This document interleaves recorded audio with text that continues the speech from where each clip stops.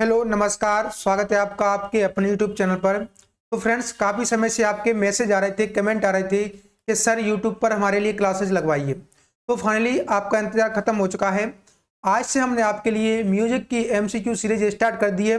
ये आपकी class first रहने वाली है। देखिए, जो विद्यार्थी बिहार स्टेट की तैयारी कर रहे हैं, बीपीएससी की तैयारी कर रहे हैं, या फिर एमपी में वर्ग 2 वर्ग 3 की तैयारी कर रहे हैं, उनके लिए यह क्लास बहुत ही ज़्यादा हेल्पफुल रहने वाली है। तो सभी के सभी विद्यार्थी इस क्लासेस को अपने सभी व्हाट्सएप, टेलीग्राम और फेसबुक ग्रुप पर शेयर कर दीजिए, जिससे सभी के सभी विद्यार्थियों को पता लग सके और अधिक से अधिक स्टूडेंट हमसे जुड़ सके।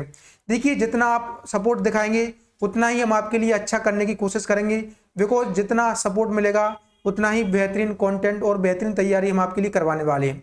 देखिए, अगर आप एमसीक्यू सीरीज को अच्छे से प्यार दिखाएंगे तो मैं जल्द ही यूट्यूब पर फ्री ऑफ कॉस्ट आपके लिए थ्योरी क्लासेस भी लेकर के आऊँगा, जिससे आप यहाँ पर फ्री में पूरी की पूरी तैयारी कर पाएंगे। जो विद्यार्थी बिहार स्टेट की तैयारी कर रहे हैं, देखिए आपका जो म्यूजिक सब्जेक्ट है ये आपका 100 नंबर का आपका एग्जाम में आने वाला है। तो यहाँ से आपका 100 का 100 नंबर की तैयारी मैं आपको करवा दूंगा आपका एमसीक्यू के साथ, और आप अच्छे से प्यार दिखाएंगे तो आपके लिए थ्योरी क्लासेस भी मैं आपको यहाँ पर लगवा दूंगा। तो आप देखिए, ये आपके लिए एमसीक्यू सीरीज स्टार्ट की है।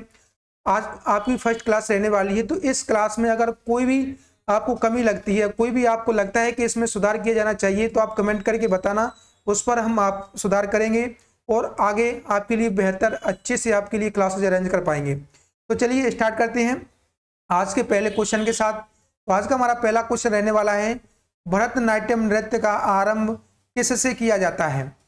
तो जो आपका भरतनाट्यम नृत्य है, इसका आरंभ किससे किया जाता है?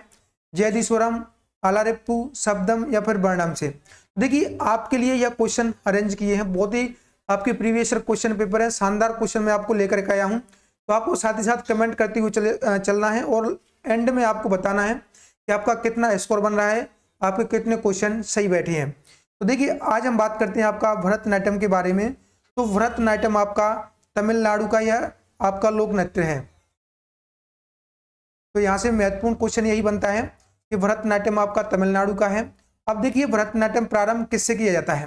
तो इसका जो राइट आंसर रहने वाला है ऑप्शन नंबर बी, आलारेप्पू से। देखिए, भरतनाट्यम के 7 खंड हैं। कितने खंड हैं आपके? 7। अब देखिए, पहला आपका जो प्रारंभ किया जाता है आलारेप्पू से किया जाता है। आलारेप्पू से आपका प्रारंभ किया जाता है। दूसरे नंबर पर आपका देखिए जाति, इसमें आपके 7 खंडों के बारे में चर्चा कर रहा हूं। स्वर, जाति, स्वर, स्वर के बाद आता है आपका वर्ण, शब्द, पद और आपका तिल्लाना। तो ये आपके 7 खंड हैं आपके भरतनाट्यम में। देखिए, भरतनाट्यम आपका देववासियों द्वारा मंदिर में यह गाया बजाया जाता है। देखिए, एक फेमस आपकी भरतनाट्यम नृत्य की एक गायिका नृत्यकार हुई है आपकी रुक्मणी देवी।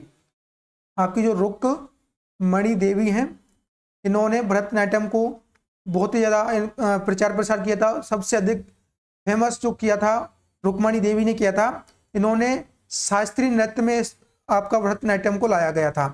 तो किन के द्वारा? रुक्मणी देवी के द्वारा। तो यहाँ से महत्वपूर्ण यह क्वेश्चन बन सकता है कि भरतनाट्यम की फेमस नृत्यिका कौन है? तो रुक्मणी देवी जी हैं। आगे हम बात करते हैं नेक्स्ट क्वेश्चन के बारे में। नेक्स्ट क्वेश्चन हमारा रहने वाला है, राग में कम से कम कितने स्वरों का प्रयोग आवश्यक है? 5, 7, 12 या फिर 10? तो राग में कम से कम कितने स्वर होने चाहिए? आपको कमेंट करके बताना है। तो देखिए, राग में कम से कम आपके 5 स्वर होने चाहिए और अधिक से अधिक आपके 7 स्वरों का प्रयोग होना अति आवश्यक है। तो यहाँ से आपका क्वेश्चन पूछा जा सकता है। देखिए, कम से कम आपका 5 स्वर और अधिक से अधिक आपका 7 स्वर होना बहुत ही ज्यादा अति आवश्यक है। आगे हम बात कर लेते हैं नेक्स्ट क्वेश्चन के बारे में। पंचम स्वर की आंदोलन संख्या कितनी है? Very important. देखिए, आंदोलन संख्या से हर एग्जाम में क्वेश्चन बनता है, तो आपको बताना है पंचम स्वर की आंदोलन संख्या कितनी है। तो देखिए, पंचम स्वर की जो आंदोलन संख्या है वो आपकी रहने वाली है 360। क्या रहने वाली है? 360। अब देखिए, मैं आपको थोड़ा सा बता देता हूं। आपकी जो 240 है ये आपकी षड्ज की रहने वाली है। आपकी ऋषभ की रहने वाली है 270, ऋषभ की 270। उसके बाद आपका गंधार आता है, गंधार की 300। उसके बाद आगे हम बात करें तो आपका 320 क्या रहने वाला है, मध्यम। मध्यम के बाद आपका 360 पंचम, अब अभी आपको बता दिया है। पंचम के बाद आपका आता है धैवत। धैवत का रहने वाला है आपका 405। उसके बाद आता है आपका निषाद। देखिए निषाद का क्या रहने वाला है आपका 450। तो इस प्रकार से आपकी टोटल आंदोलन संख्या रहने वाली है। यहाँ से आपके एग्जाम में क्वेश्चन बनता है, तो आपको पता होना चाहिए कि सातों के सातों स्वरों की आंदोलन संख्या क्या रखी गई है। आगे हम बात करते हैं नेक्स्ट क्वेश्चन के बारे में। राग गुर्जरी का वादी संवादी स्वर क्या है, वेरी इंपॉर्टेंट। देखिए आपको गुर्जरी राग का वादी संवादी बताना है। गध, रेम या फिर धग या फिर गनी। तो क्या रहने वाला है आपका वादी संवादी राग गुर्जरी का। देखिए इसमें हम बात करें तो आपका धग वादी संवादी रहने वाला है। देखिए मैं आपको बता दूं, यहाँ पर आपके माइंड में क्वेश्चन बन सकता है कि आपका जो राग गुर्जरी है उसका वादी संवादी क्या रहता है। देखिए राग गुर्जरी का वादी संवादी आपका ध रे मिलता है कहीं कहीं पर भी। तो आपको देखिए अगर ऑप्शन में धरे मिले तो आप धरे लगा सकते हैं और धगा मिले तो धगा लगा सकते हैं। देखिए यहाँ पर धरे नहीं है तो आयोग ने इसका जो ऑप्शन माना है यह प्रीवियस ईयर क्वेश्चन पेपर है। मैं आपको पहले ही बता दूं कि जितने भी क्वेश्चन मैं आपको लेकर के चल रहा हूँ प्रीवियस ईयर क्वेश्चन पेपर लेकर के चल रहा हूँ, जिससे आपको पता चल सके कि क्वेश्चन किस प्रकार का पूछा जाता है, क्वेश्चन का पैटर्न क्या रहता है। तो यहाँ पर आयोग ने माना है धगा, जो राग गुर्जरी है उसका वादी संवादी आपका धगा रखा गया है। अब यहाँ से देखिए राग गुर्जरी तोड़ी का थाट क्या है, तो ये आपका तोड़ी थाट का राग है। किसका है, तोड़ी थाट का राग। तो यहाँ से आपको पता होना चाहिए। इसकी जाति के बारे में अगर बात करें तो जाति इसकी रहने वाली है साड़ब। साड़ब क्या रहने वाली है, साड़ब साड़ब। इसमें आपका पंचम वर्जित रहता है। पंचम क्या है, वर्जित स्वर है। तो यहाँ से आपको पता होना चाहिए कि आपका अगर इसके गायन समय के बारे में बात करें तो दिन का आपका द्वितीय प्रहर में यह गाया जाता है। दिन के द्वितीय प्रहर में, दिन के द्वितीय प्रहर इसका गायन समय रखा गया है। तो इस प्रकार से आपका जो राग गुर्जरी है उसके बारे में कुछ इन्फॉर्मेशन आपको पता होना चाहिए। आगे हम बात करें दमार गायन किस शैली के समीप है। तो जो आपका दमार गायन है, दमार गायन शैली है या किस गायन शैली के समीप है, ख्याल के, ध्रुपद के, टप्पा के या फिर ठुमरी के। तो आपको बताना है दमार गायन शैली किसके समीप है। तो देखिए आपका जो ध्रुपद गायन शैली है उसके सबसे अधिक आपका समीप है दमार गायन शैली। देखिए धमार गायन शैली आपकी धमार ताल में यह गाई बजाई जाती है, जिसमें होली का वर्णन होता है, राधा कृष्ण के लीलाओं का वर्णन होता है। तो यहाँ से ये भी क्वेश्चन आपका बनता है। तो आपको पता होना चाहिए आपका धमार है, धमार ताल में गाई जाती है, होली का इसमें वर्णन होता है और राधा कृष्ण की लीलाओं का इसमें वर्णन किया जाता है। तो यहाँ से आगे हम बात करें नेक्स्ट क्वेश्चन के बारे में। तो नेक्स्ट हमारा रहने वाला है कर्नाटकी संगीत का महत्वपूर्ण अंग है। तो आपको बताना है कर्नाटकी संगीत का महत्वपूर्ण अंग आपका क्या रहने वाला है। तो आपको पल्लवी, जवाली, कृति या फिर तिल्लाना। तो आपको बताना है कर्नाटकी संगीत का महत्वपूर्ण अंग क्या रहने वाला है।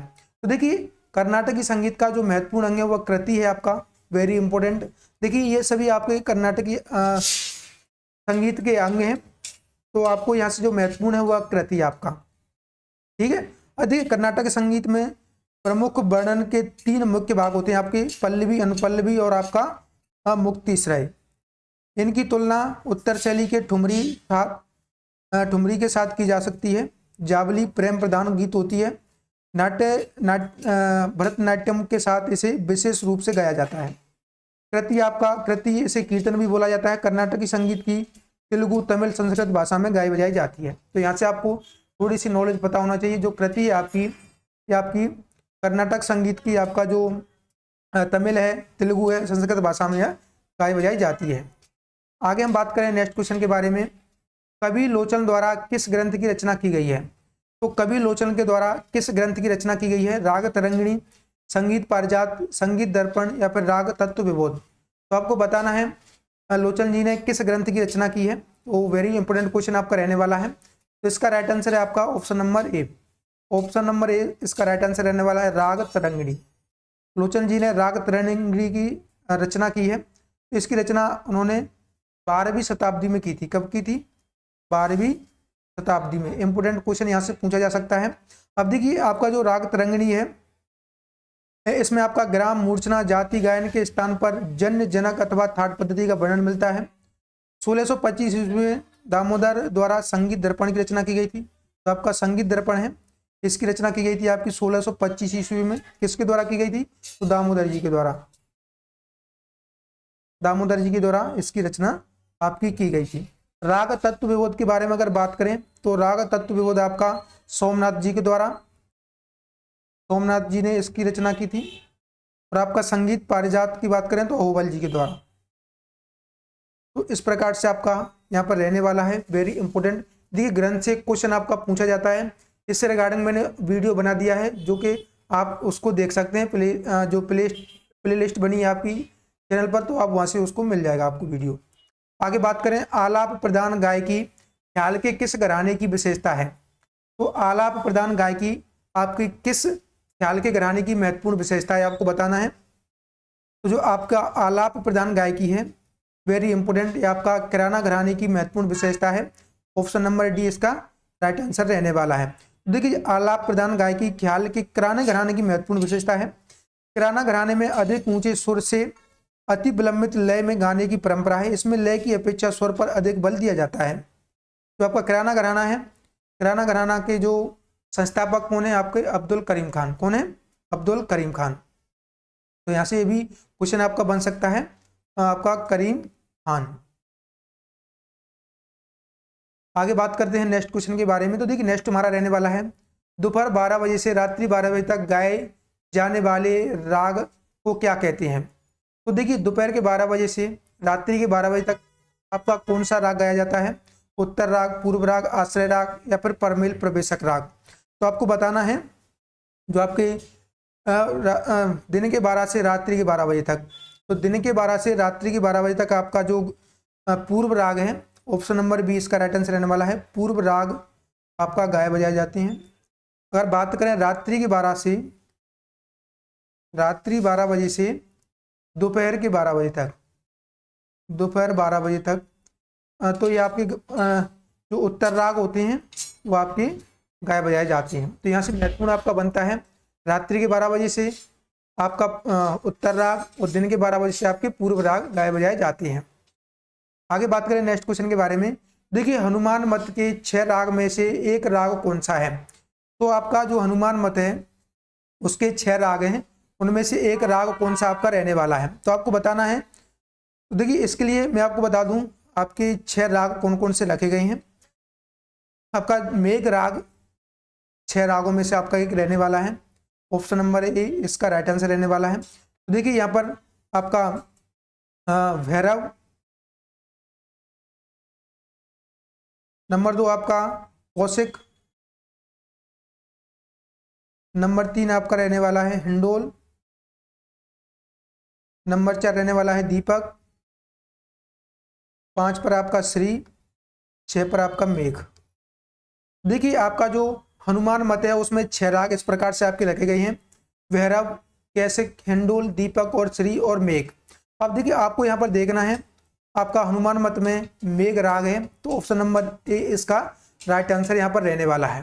तो देखिए आज आपके लिए इस सीरीज में मैंने सिर्फ 10 क्वेश्चनों को रखा हुआ है। आपको कमेंट करके बताना है कि आपका कितना स्कोर बना है, आपके कितने क्वेश्चन राइट निकले हैं।